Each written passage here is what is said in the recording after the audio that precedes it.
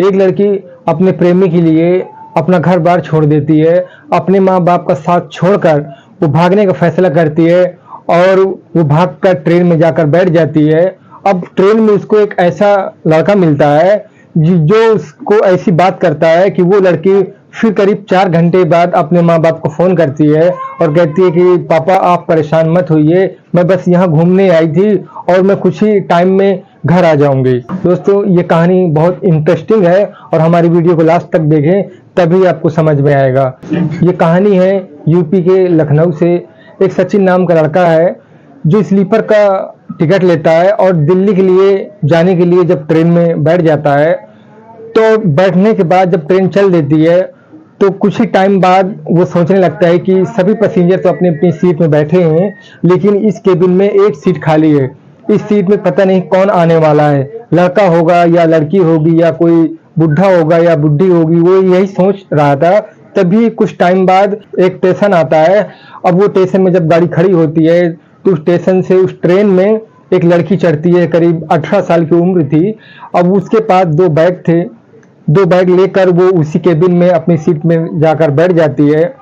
अब वो ऐसे बैठती है कि जैसे उसने बहुत एक्सपीरियंस है उसको रेलवे का सफ़र करने का। तभी वो 2 बैग अपने पास ही रखती है। अब सचिन कहता है कि ये दोनों बैग आप नीचे रख लीजिए और आराम से बैठिए। तभी वो लड़की कहती है कि ठीक है, अच्छा मैं रख लेती हूँ। वो नीचे रखती है और इसके बाद वो बैठ जाती है। अब जब ट्रेन चल देती है तो थोड़ी देर वो लड़की इधर उधर देखती है। इसके बाद सचिन से कहती है कि क्या आपके पास सिम निकालने वाला पिन होगा। सचिन कहता है कि हाँ मेरे पास है। तभी लड़की कहती है कि मुझे दे दीजिए। तो सचिन अपनी मोबाइल कवर से निकालकर सिम की पिन दे देता है। अब वो लड़की पिन लेकर मोबाइल का जो पुराना सिम था वो निकालती है, उसको तोड़कर खिड़की से फेंक देती है, एक नया सिम उसमें डालती है, पिन सचिन को वापस कर देती है। थोड़ी देर बाद वो थोड़ा परेशान हो जाती है मोबाइल जब देखती है। सचिन उसको गौर से देख रहा होता है। सचिन पूछता है कि क्या बात है, दूसरी बार अगर आपको पिन चाहिए तो मैं दे देता हूँ। वो लड़की कहती है कि नहीं ऐसी कोई बात नहीं है। फिर वो लड़की कहती है कि जो मैंने सिम निकालकर फेंका है और नया सिम डाला है उसमें तो नेटवर्क ही नहीं आ रहा, मैं इस बात से परेशान हूँ। सचिन कहता है कि क्या तुमने सिम खरीदा है। तो लड़की कहती है कि नहीं मुझे किसी ने दिया है और उसने कहा है कि ये सिम डालोगे तो ये चालू हो जाएगी। सचिन कहता है कि जब नई सिम है और इसमें जब एड्रेस वेरीफाई होगा तभी ये सिम चालू होगी। जिसने दिया है मैं उसको फ़ोन भी नहीं लगा सकती क्योंकि मैं अपनी पुरानी सिम तोड़कर फेंक दी हूँ। तो सचिन कहता है कि आप मेरा मोबाइल यूज कर लो। लड़की कहती है नहीं ऐसी कोई बात नहीं है। सचिन को शक हो जाता है कि ये लड़की शायद अपने माँ बाप के इधर से भाग कर आई है और शायद ये प्रेम का मामला है।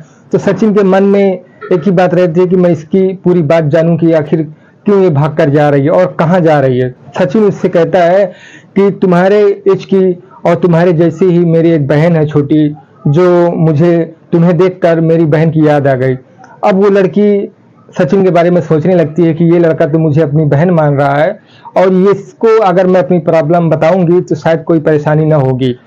अब सचिन कहता है कि तुम कहाँ से आई हो। वो लड़की कहती है कि मैं आज़ाद होकर अपने माँ बाप के घर से आई हूँ और मैं अपने प्रेमी के पास जा रही हूँ। उसी ने मुझे ये सिम लेके दिया था कि तुम जब सिम डालोगे तो ये चालू हो जाएगी, इसी से हम बात करेंगे।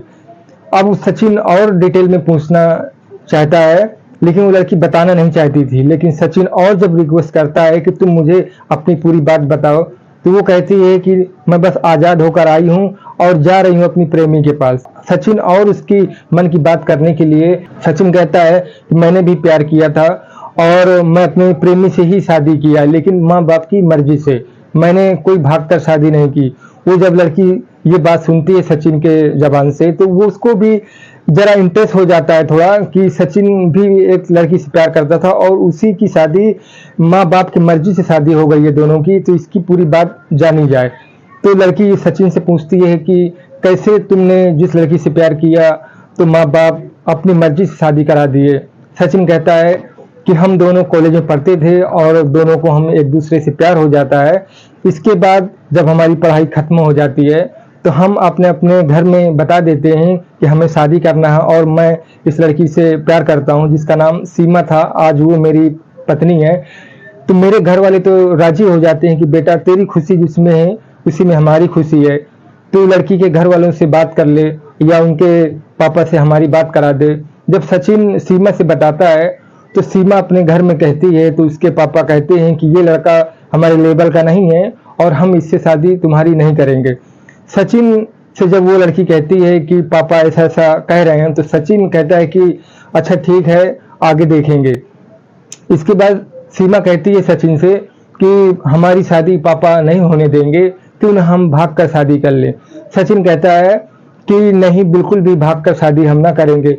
अगर हम भाग कर शादी कर लेंगे तो लोग जिंदगी भर तुम्हें ताना देंगे और माँ बाप की अगर मर्जी नहीं है तो हम ये शादी नहीं करेंगे। अब सचिन कहता है कि ठीक है, तुम परेशान मत हो, मैं तुम्हारे घर आऊँगा और घर आकर मैं तुम्हारे पिताजी से बात करूँगा। एक टाइम मुझे बता दो जिस वक्त तुम्हारे पिताजी घर पर हों। अब सचिन अपनी प्रेमिका के घर जाता है उसके पिताजी से बात करने के लिए। वो उसी वक्त पहुंच जाता है जिस वक्त उसके पापा घर पर ही थे और बरामदे में बैठकर चाय पी रहे थे। सचिन जाता है तो सचिन को देखते हैं, सचिन को पहचानते थे नहीं। सचिन को जब देखते हैं तो सचिन से कहते हैं कि क्यों भाई, कौन हो तुम और यहाँ क्यों आए हो।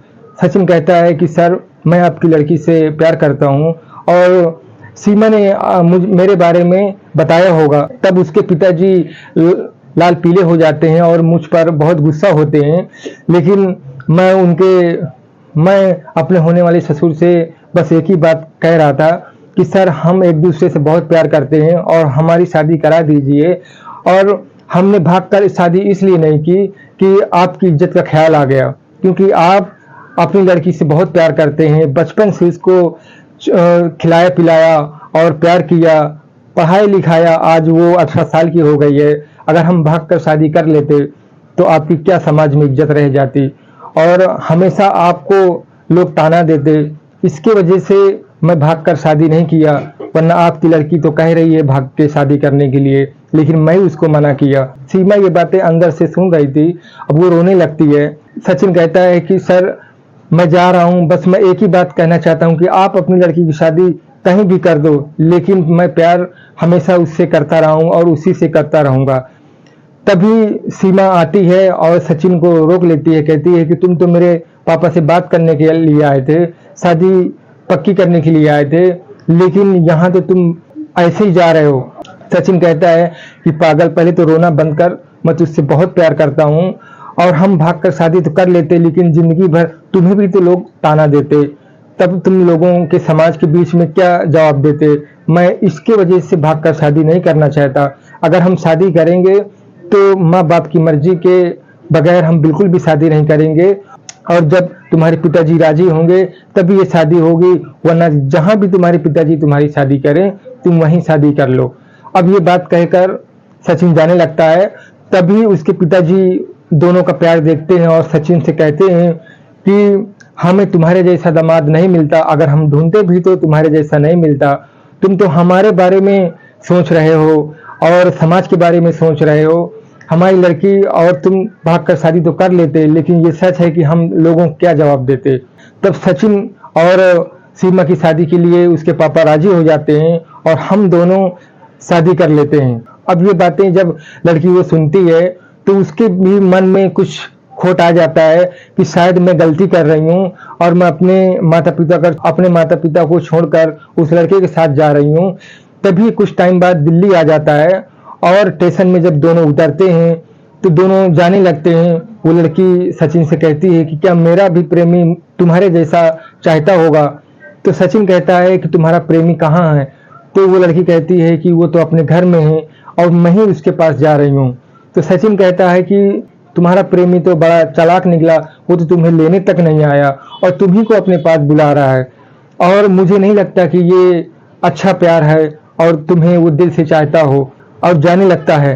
इसके बाद वो लड़की सोचती है कि शायद मैं गलत कर रही हूँ, तो सचिन को आवाज देती है और कहती है कि भैया जरा अपना मोबाइल दो। सोचने लगता है कि शायद ये मुझसे मेरा मोबाइल मांग रही है, शायद ये अपने पिताजी से बात करना चाहती हो। तभी सचिन वापस आता है और अपना मोबाइल निकाल कर उसको दे देता है।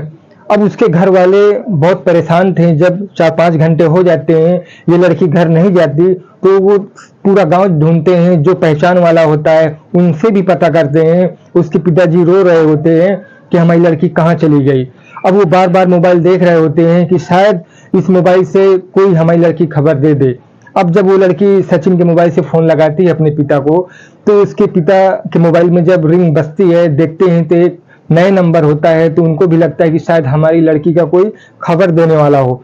तभी वो फोन उठाते हैं और वो लड़की कहती है कि पापा, मैं यहाँ घूमने आई थी और मैं कुछ ही टाइम में मैं घर आ जाऊंगी। तो उसके पिताजी कहते हैं कि बेटा, हम बहुत टाइम से तुम्हें ढूंढ रहे हैं और घर भर परेशान है, तुम जितनी जल्दी हो सके घर आ जाओ। अब वो लड़की सचिन का धन्यवाद करने लगती है कि मैं तुम्हारी बातों से इतना प्रभावित हो गई हूँ कि मैं अब फैसला कर लिया कि मैं प्रेमी के पास नहीं जाऊंगी और जहाँ मेरे माता पिता चाहेंगे वहां मेरी शादी होगी।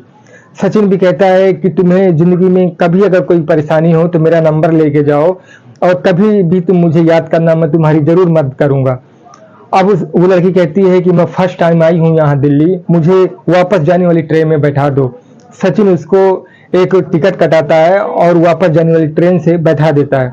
अब वो लड़की जब अपने घर आ जाती है, अपने पिताजी से मिलती है और सारी बात बताती है। उसके पिताजी कहते हैं कि अच्छा, तुम दोनों जब इतना प्यार करते हो तो मैं तुम्हारी शादी उसी लड़के से करा दूंगा जिससे तुम प्यार करती हो। अपनी लड़की से उस प्रेमी का नंबर लेते हैं, उसको फोन करते हैं और कहते हैं कि बेटा, मैं राजी हूँ अपनी लड़की की शादी तुमसे करने के लिए, तुम अपने माता पिता से हमारी बात करा दो। तभी वो लड़का कहता है कि सर, मैं आपकी बेटी से कोई शादी नहीं करना चाहता, आपकी लड़की ही मेरे पीछे पड़ी है। अब ये बात स्पीकर करके उसके पापा अपनी लड़की को सुना देते हैं, तो उसकी लड़की भी दिल में अफसोस होता है कि मैं उसके लिए भाग रही थी जो मुझसे प्यार ही नहीं करता, और सचिन का शुक्रिया अदा करने लगती है कि अगर ये भला शख्स मुझे नहीं मिला होता तो मैं आज मेरी जिंदगी बर्बाद हो गई होती। सचिन की बातें भी अपने पापा से बताती है ये लड़की। तभी उसके पापा सचिन के पास फोन करते हैं और कहते हैं कि बेटा, जो आपने मेरी लड़की को सिखाया है और बताया है, आपकी वजह से मेरी लड़की मेरे घर वापस आ गई है।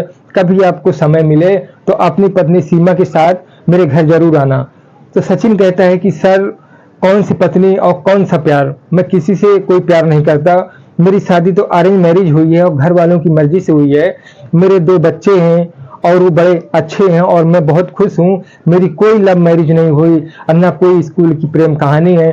मैं तो आपकी लड़की को परेशान हाल में देखा और जब मुझे मालूम पड़ा कि अपना घर बार छोड़कर, अपने माता पिता को छोड़कर वो अपने प्रेमी के पास जा रही है, तब मैंने उसको एक कहानी बनाकर उसको सुना दी जो उसके दिल में असर कर गई और वो फैसला कर लिया कि मैं अपना माँ बाप के घर वापस जा रही हूँ।